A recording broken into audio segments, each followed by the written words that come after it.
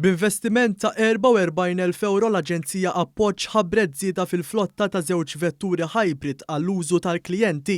Dawn huma l-ewwel vetturi ta' tip hybrid li għandha l-Aġenzija li jaħlu inqas fuel u jniġġsu anqas. Il-Kap Eżekuttiv tal-Aġenzija Support Ruth Xiberras spjegat kif dan l-investiment qed isir bħala parti minn miżura tal-budget biex b'mod attiv jitnaqqas it-tniġġis fl-arja. Dan huwa investiment ta' 44,000 u issa l-flotta tal-Aġenzija Support telet għal 35 vettura li fosthom għandna vannijiet aċċessibbli u tailifts għal persuni b'diżabilità li jagħmlu użu mis-siġġu tar-roti.